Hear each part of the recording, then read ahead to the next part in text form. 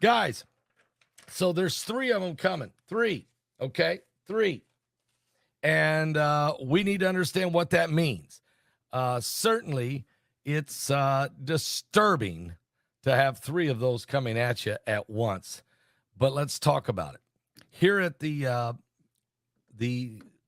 Hurricane Center, there are three storms, three tropical developments, not counting what's going on and has been going on in the last few days up there along the Gulf Coast, especially in Texas. Tropical developments, there's three areas that the National Hurricane Center is now tracking.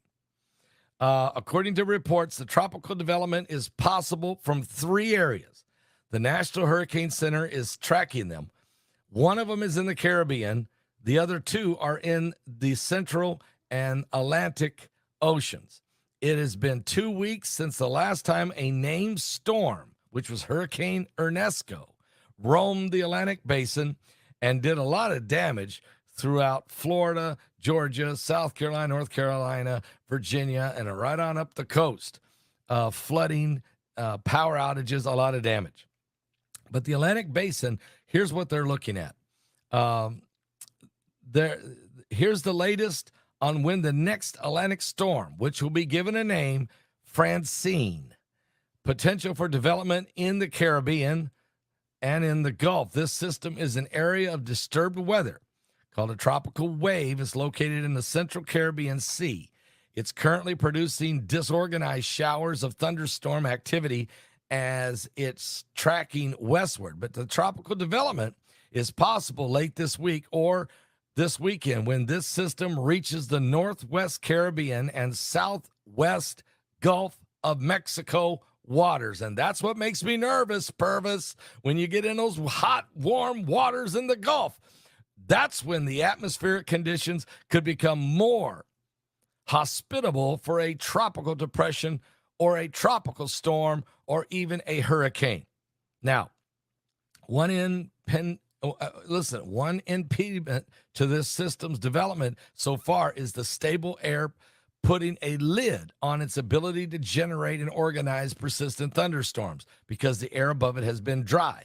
But now these three storms moving all in a row, 1, 2, 3, are headed into some areas where it's much more permissible for these storms to develop. In a short to medium-term future, the systems could bring heavy rain, gusty winds in Jamaica, Central America, Mexico, including the Yucatan Peninsula.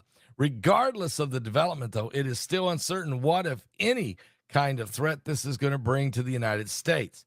One of the Atlantic disturbances showing promises of development, though, is located just offshore of Africa, near Cabo Verde Islands. This system has a medium chance of a development as it tracks west and northwest through the Atlantic this week. So you have three storms, okay? Three potential dangerous storms that we are dealing with here. And I've had people say, well, Paul, don't worry about it. You know, if it's not coming at us right now, why even be concerned? You got to stay on top of this. This is September.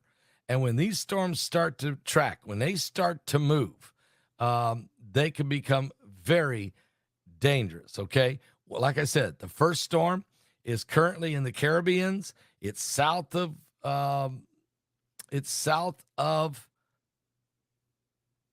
Cuba. It's nearing the Yucatan. It's starting to head toward the Yucatan Peninsula. The water is warm, or it could push up into the Gulf of Mexico. We're watching this very closely. I think it's going to hit the Yucatan Peninsula, but when it gets on the other side of the Yucatan, it'll get into the Gulf of Mexico waters. Will it go on into Mexico, or will it do what Ernesto does, and that is shoot up straight up toward and actually hit the Big Bend in Florida?